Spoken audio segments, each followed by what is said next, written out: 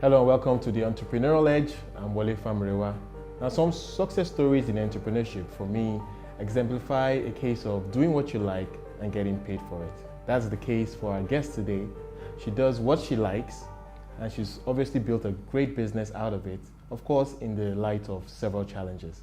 Ask any publisher in Nigeria and they will tell you it's a difficult business. So it's interesting to get a company that has actually been in Nigeria for 9 years doing the same thing. We'll hear a lot more about that when we come back. But first of all, let's hear a little bit about what Genevieve Magazine is all about. Genevieve Magazine is a lifestyle guide and best friend to women globally. That is our slogan. And we're a magazine, a monthly women's magazine, but we're really more than that. You know, we're a website as well. We're on Twitter, we're on Facebook. And we sell between 20 to 35,000 copies a month. And what we're really doing is inspiring women, Nigerian women, but also African women out there in the diaspora who are looking for a way to improve their lives. You know, they're looking to be entertained. They want to see what beautiful African women look like. And that's what Genevieve gives them. That's the story of Genevieve and how far it's gone. And now we speak to the CEO and editor-in-chief, Betty Rabot. It's great to have you on the show today. Thank you. And let's start first of all by getting a sense of what gives you the edge. I think all entrepreneurs have this edge, and it's really a reflection of their experiences, growing up, and whatever else they've been exposed to. So tell us, what has given you the edge? I think to start with, to be a successful entrepreneur, you need an inner strength. That has to be an edge that you have over other people. You need to be strong-willed, you need to be determined, and then you need to have a sense of purpose and direction, because you're going to need it when the storm comes. What will keep you going will be the inner strength that you have and the fact that you're not a quitter. You have to be stubborn, you have to want it so badly that everything else that comes at you, you're able to maintain that sense of focus and just keep going. So for me, it's having that inner strength which keeps me going even when I'm near a breaking point. Well, what experiences have you had that have helped you build that? I mean, I know, for instance, that you were raised by a single mom. Yes, being raised by a single mom also makes you strong, because there are tasks for you as children. You learn to do a little more for yourself than a child who is raised by both parents. So we learned early, my siblings and I, to be dependent, to be focused, to be hardworking. Hard work, long-suffering, we learned all that. These are attributes that continue to play in my life as an entrepreneur. And of course, you've had your fair share of challenges, but we'll get to that. Yeah. Maybe we start from the first challenge, the first major challenge, when you first printed that first issue. And I know the feedback was not great. Yes. Even before the feedback, we were not pleased. The team looked at it and we were like, wow, is this what we're going to take out there after all the buzz, after all the chest beating that this magazine is going to knock you off your feet? But we prepared well. It was just that the printing disappointed us.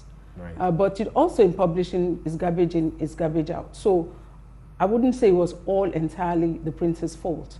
We also went prepared. And when I saw the proof of that first edition, what came through my mind was, let me turn this into a bonfire. This can go into the street. I felt like, you know, I was starting on the wrong footing. But eventually we decided that, you know what, let's go ahead. It was our first attempt. We did. We got clinical reviews. We got people who were pressing down on us like, oh, is this the magazine we've been waiting for? But we were more focused and we knew what was ahead of us. And that didn't deter us. I think one very interesting point about your story is when you started. You were 45 when you started this magazine. And I think many people will agree that is not a typical age to start a business. No, it's not. Tell us about that. Well, starting at 45 was for me a good time, because I had raised children who were becoming very independent. One of the challenges women have is when they're raising children and trying to follow their vision.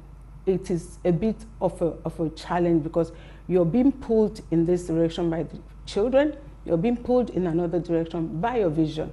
So for me, it played out, not that I had anticipated it to go like that, but it just worked out fine, because then I was also very matured.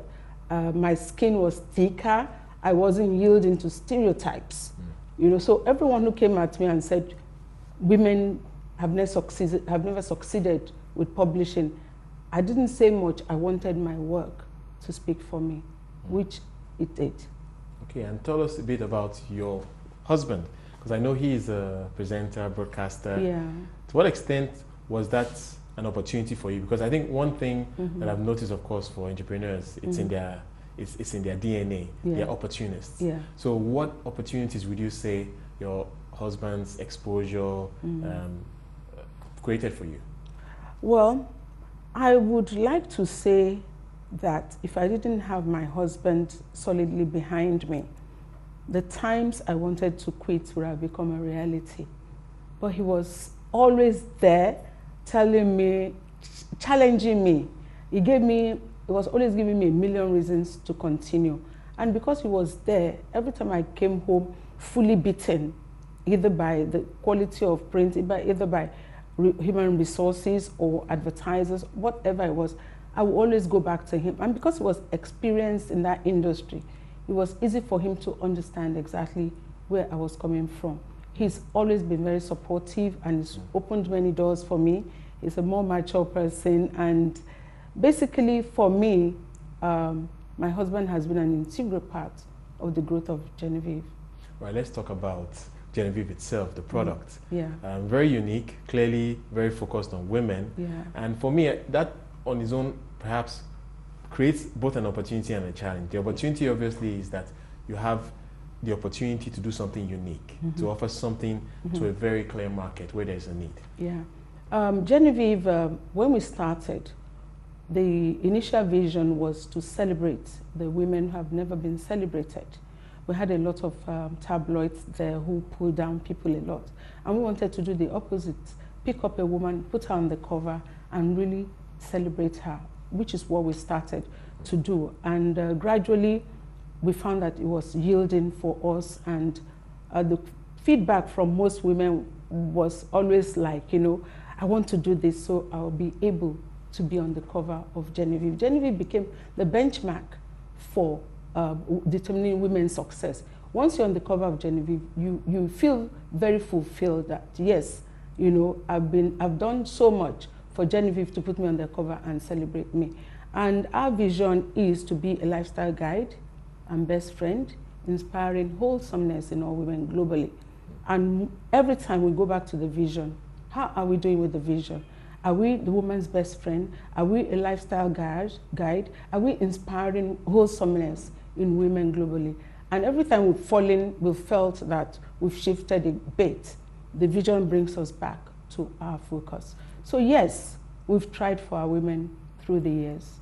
You know, you made a point, I made a point rather, when I started, that, you know, this is a clear story of somebody doing what she loves and getting paid for it. Yeah. So what is it about women that, you know, you feel you need to inspire them, you need to drive them forward to achieve their dreams? What gives you that sense of purpose to do that for people?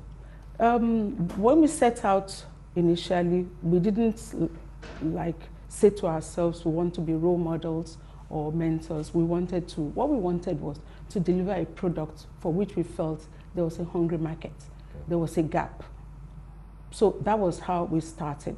And gradually, our stories, which we feature on the cover, which we feature in Genevieve, became like stories of inspiration. You pick up a copy of Genevieve, something in your life shifts. Because we're telling stories of women who have been challenged, who didn't even think they could be where they are, and their lives just turned for the better. So when a reader picks up a copy of Genevieve, her life is not quite the same, because she feels, if this woman can do it, so can I. If Betty can do this, I mean, an industry that men said women couldn't go. And before Genevieve, no magazine, female magazine lifestyle, had quite made it this long. So we ourselves are under pressure not to fall short of the women's expectations. I think a very interesting thing about your story is the fact that you have no publishing training. This No. really was your first venture into publishing. Yes. And obviously publishing has many facets to it. You have the marketing side, of course you have the editorial side. Yeah. How did you do it? I mean, what brought it all together for you? I would say that if I knew then what I know now, I probably wouldn't have ventured into publishing. But the way God works is that He shows you parts of your life, the life of your business. All He lets you see is a glimpse. Because if He showed you everything, you'll be scared. So if God had told me all the steps that I would take to get here now, like, God, no, God, thank you, but no thank you. But I'm a good learner. University education is very essential, but learning on the job, So that was key you for can't beat learning on the job. Falling down 9 times and going, here comes the 10th time. I've fallen flat on my face, I've cried, I've laughed, I've celebrated, and you know, there are times when I used to be very afraid that could I achieve this? But pushing on to 10 years, I say to myself, you know, the worst is behind us. We can do it. So it gives me a lot of joy now to know that at the times when we had the most challenge, which was, of course, funding, which was the infrastructure, which was, you know, getting a team together, which was about getting the content right.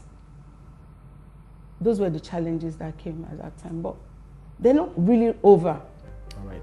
We'll hear a lot more after the break. We'll be speaking to Betty Rabor, CEO of Genevieve, giving us perspective on her business. And when we come back, she'll run us through step by step how she has been able to grow this business for 10 years. You're watching The Entrepreneurial Edge.